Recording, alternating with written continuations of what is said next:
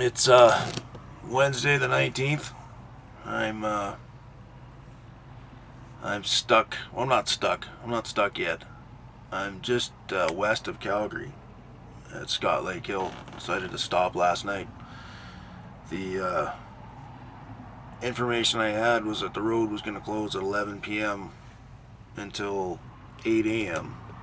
So I decided I wasn't going to go very far. It was a good decision, I think. Anyway, now that it's morning, we've got our highway closure notices. And this is kind of, how can I explain this? This is, I'm a regional driver, and there are pros and cons to being a regional driver. One of the pros is that usually when I take a run, I'm home within 40 hours, and I've put 12 to 1400 miles in my wallet. That's a good thing. I get a decent amount of home time. The other thing, one of the major cons is that because I'm regional, I'm always driving the same roads, and so I don't really have the option to get around them when there's road closures due to avalanches or car wrecks or whatever, right? So today's going to be pretty bad. Just to give you a quick preview. Highway 1, both directions. Closed in both directions from Coquihalla to Revelstoke because of high avalanche hazard. No detour available. Estimated time of opening is 9:30, which it's almost 9:30 now, so that's good. Highway 1, both directions. Closed in both directions, 26 kilometers west of Rogers Pass Summit to 12 kilometers east of Rogers Pass Summit because of avalanche control. Delays of 2 to 4 hours are expected. Highway 1, both directions. Road will be closed in both directions from Field to British Columbia and Alberta border because of avalanche control. 10:30 to 11:30 on Wednesday. So that's where I have to get through first. So I'll be there at probably 11:30 right when they open, hopefully, if they open on schedule. Local closures in the lower mainland for Highway 1, east and west. And then, of course, Highway 5, the Coquihalla. Highway 5 is closed in both directions from Hope to Merritt for avalanche control and assessment. Estimated time of opening between 10 a.m. and 4 p.m. Well, that's leaving yourself a lot of leeway there. That's a real specific kind of an estimate. They really nailed that one down. Yeah, so that's that. And if you live north of Whistler in Pemberton, that's which I don't, you got the road closed due to high avalanche hazard. That doesn't affect me very much because I don't use that road very often. But basically, if I luck out, field will be open when I get there. The summit will hopefully be solved, and the Coquihalla thing looks like it'll be done when I get there. But then I have the probably the Coke to deal with tonight, so I'll probably take the canyon. That's the one option I do have. Anyway, that's life in Western Canada. There really aren't that many roads you can take. There's only the couple. So I want to get my pre-trip done, and then we're going to get moving down the road.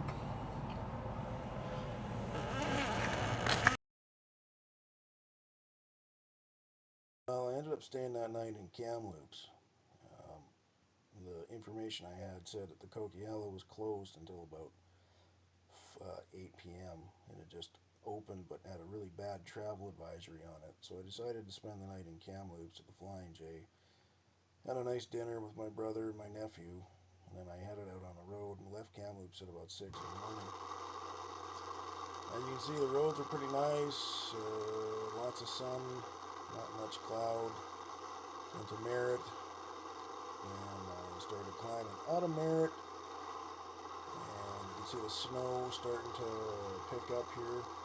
Not that it was snowing with the snow on the ground, it was left over from the previous snowfall. Didn't think too much of it at the time. It was coming through Comstock Road, which is kind of a hard right-hander. Can be a little slippery if it's icy out, which you can see the snow and the ice beginning to build in that left lane. And I'm thinking, well, that's normal. No big deal. It's like that a lot. Most of the time in the winter it's like that. There's some snow and some ice down. And we continue to climb. Getting closer to Larson Hill now, and you can see all the snow and the ice is in my lane now. And I just kind of happen to, look straight ahead, and there's this big bank of gray cloud, which is starting to look pretty interesting to me. I'm thinking, well, it can't be that bad. How bad could it be? I've been on this road, been driving this road for 3 winters now. How bad can it really be?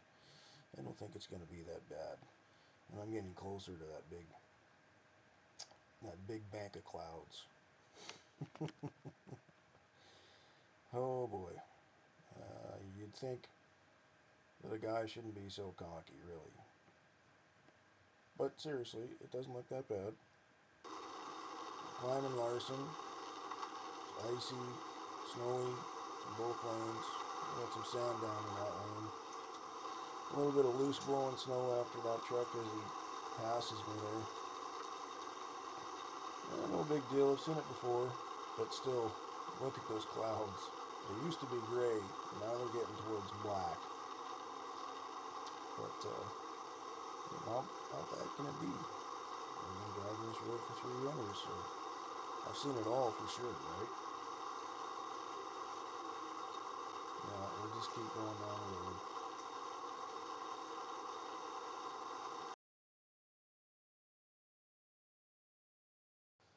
Now we got a lot of loose blowing snow behind this truck, and that's kind of a sign of things to come. And look at that wall of cloud. It's like another mountain. It's as tall and as wide as another mountain, and I'm heading right into it.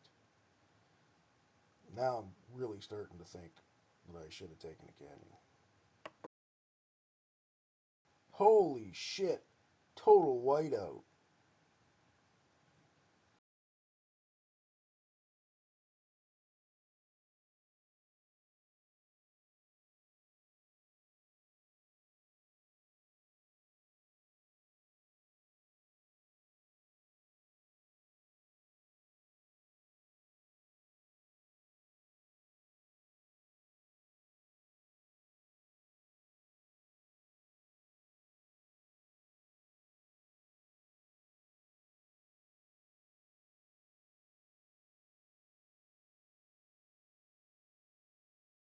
So if you look closely at this sign coming up here, this regulatory sign, it says single lane traffic.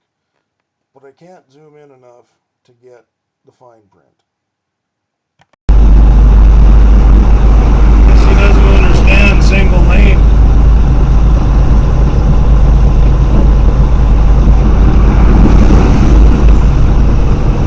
Jesus fuck.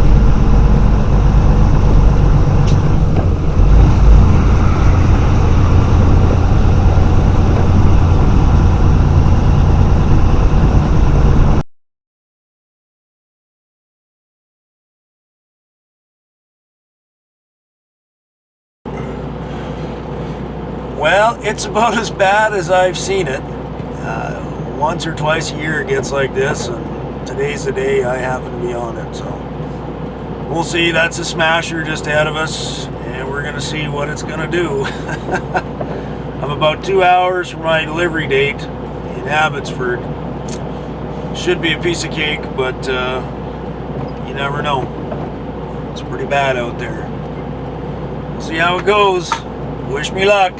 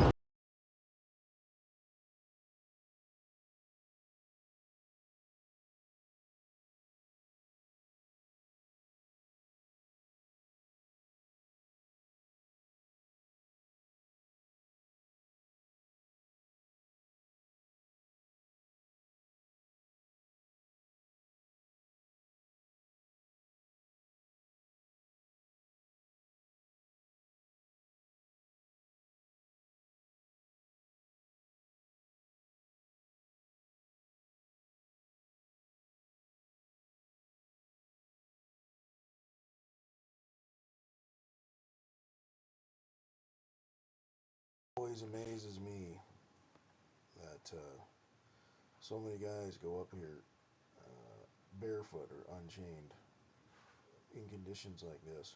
I don't know if the sign was on, if the chain up sign was lit at the bottom, because I'm coming the other way.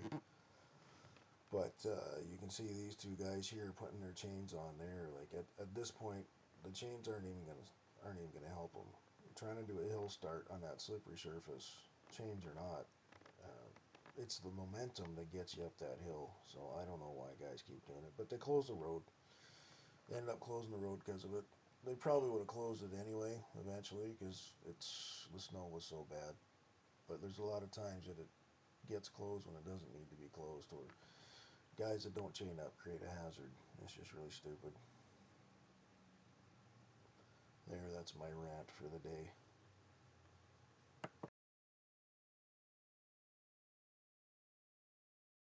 Well, I pick up a gear when we're in the snow shed, and I come out of the snow shed at about 70 kilometers an hour. The grade levels out significantly. At this point, it's not very steep. It's still steep, but it's not an 8%er anymore. I think it's more like a 6. And then head for Box Canyon here, and see everybody stopped just up the road here at Box Canyon. And that's it, they're done. I call into my dispatch and say, oh, that's it. Coke's closed. Nobody's getting up. There's guys spun out in both lanes going up. Technically there's 3 lanes going up, but I think there's only 2 plowed. But either way, spun out. That road is closed. And you can see all the trucks waiting here at Box Canyon. I think the DOT's here as well. There goes the grader. It's kind of a losing battle. But here comes the grade. Here comes all the trucks stopped.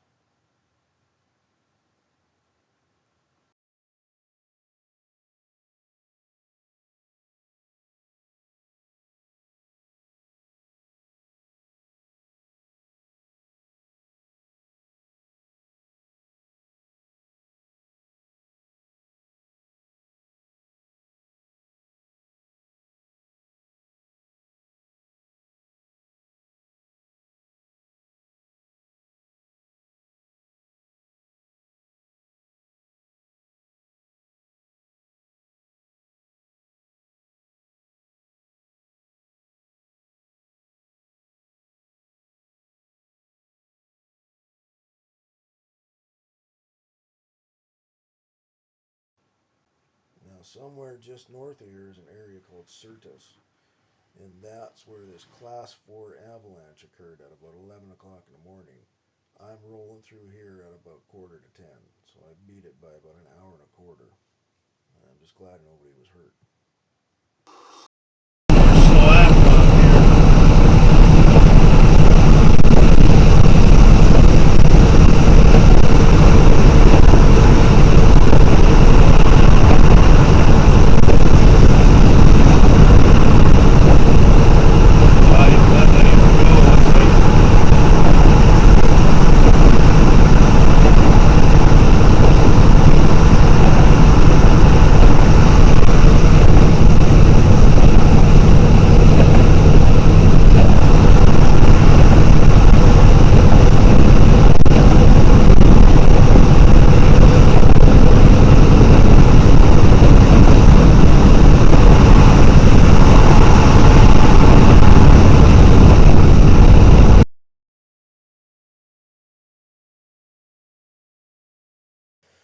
Now you can see the snow line straight ahead of you there on that mountain. Now that we're below the snow line, it's kind of cool how it's so sudden. Just nothing, and then all of a sudden snow. And you'll see in a minute here how quickly that snow melts. The difference in temperature just between those two heights is like 10 degrees. And you'll see when I stop how quickly that snow melts.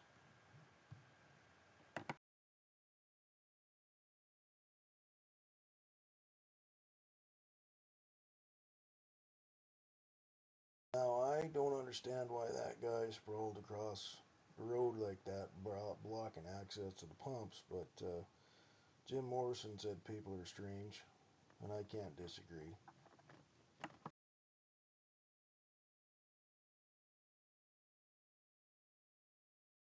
Well, I just came through all that snow, and then about 10 minutes of rain, and I don't think there's any, I don't think I can find a single snowflake after all that. 10 minutes of rain completely wipes that all out. Oh, there's a little bit of snow right there. There it is. Zoom in for proof here. Yeah, there's a little bit of snow right there. Tiny little bit melting on the back. There it is there. Tiny little bit of snow left over. That's it.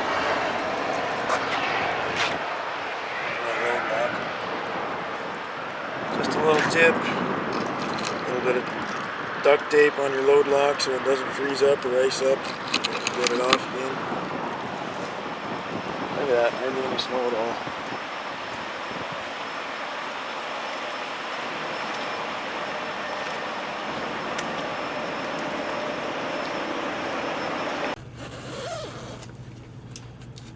Well, I made it back to our yard here in Langley. It was quite an adventure. They actually closed the Coquihalla just after we went through. I went through. I'm referring to myself in the we. I don't know why. Yeah, that's quite an adventure. Listen to this. Highway 5, both directions, closed at Othello Road because of avalanche control. Avalanche control will be in effect today until 11 p.m.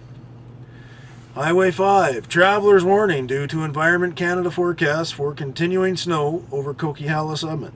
Expect up to 15 centimeters by early evening. Highway 5, closed in both directions from exit 202 Portia Interchange to Merritt because of high avalanche hazard. Estimated time of opening currently not available. Assessment in progress. So we just squeaked through. And then, actually, as we got to our dock to make our delivery in Abbotsford, I walked into the office to give them, on time, I walked in bang on at 11, which was my appointment time. They said, "You're here." They just called, they told me as I hand them the paperwork, they just called to say that you're not coming today. So that was kind of funny. I said some unflattering things about them, but I take them back. They had no way of knowing, I suppose. Anyway, that was a five-day rounder to Edmonton. Guess how much money I made? Probably somewhere around negative $1,000. I ate for 3 days. I spent somewhere around $1,000 on repairs. And I made a whopping, well, let's see, it's a 1,500-mile trip in 5 days. So that's the second trip in a row that I made 300 miles a day. So I'm probably going to take some time off because it's difficult to lose money when you're not doing anything. It's very easy to lose money when you're driving right now.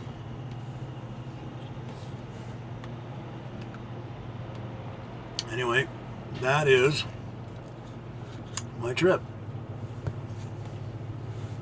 Shit, I just spilled yogurt on my sheet.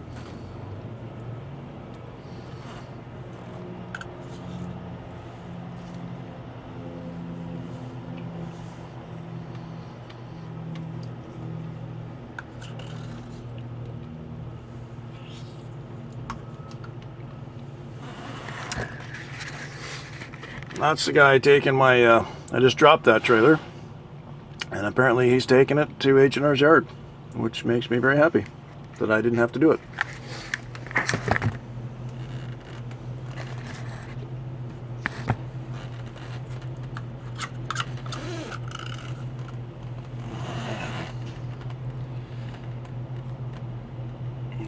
back in there.